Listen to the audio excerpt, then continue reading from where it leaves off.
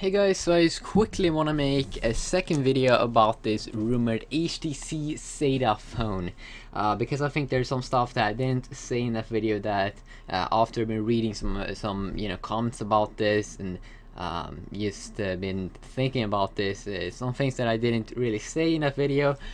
So first of all, are we gonna get quad-core smartphones next year?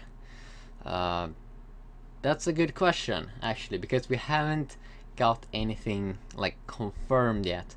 Only the first like quad-core rumored smartphones that's been leaked is this HTC Edge and the HTC Zeta, and they were from HTC, same company, and also it could just be prototypes or some sort of things like that. So don't get too hyped that we're gonna see quad-core smartphones next year.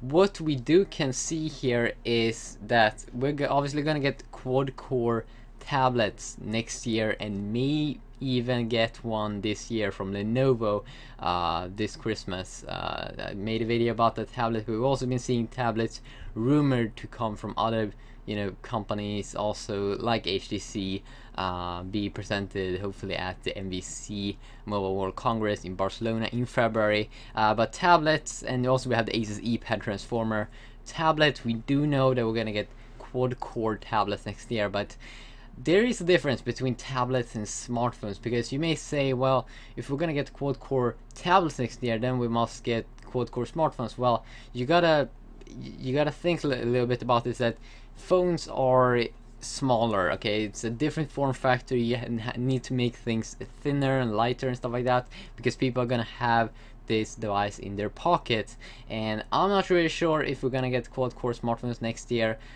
Feels really like it could be a too big jump yet, like going from 1.2 gigahertz to like 1.5 gigahertz dual core to immediately quad core 2.5, quad core 2 gigahertz. Sure, it's possible, and the HTC Edge it had a 1.6 gigahertz quad core. That also sounds a little bit closer to the reality here.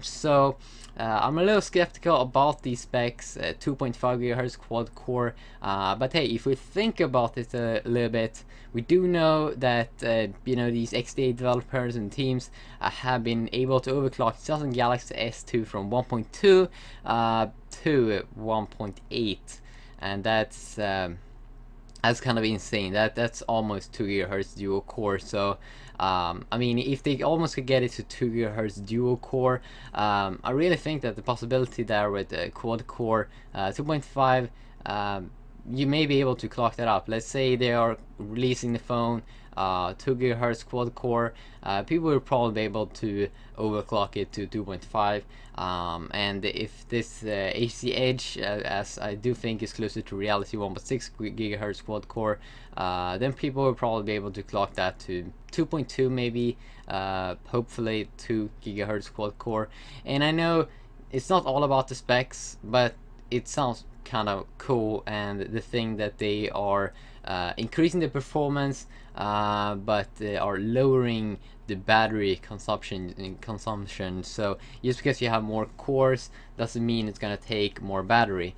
And I've been talking about this with ARM's little new technology called big and little processing.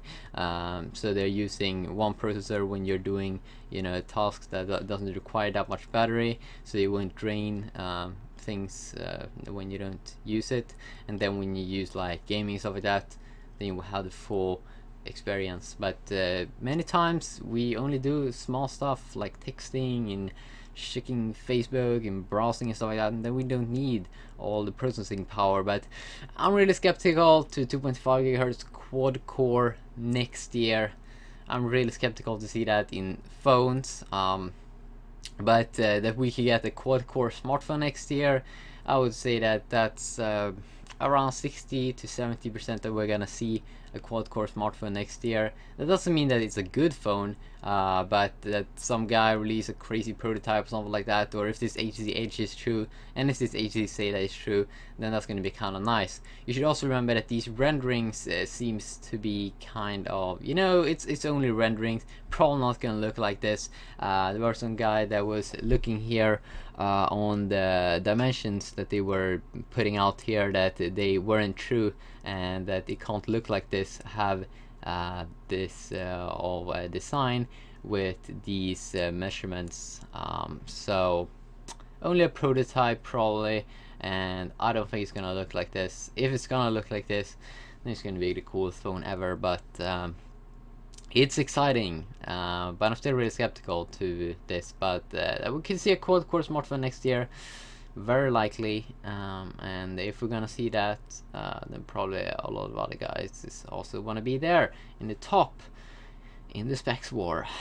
So it's gonna be interesting in January to see here on CES 2012 if we're gonna see a quad-core smartphone already be unveiled over there.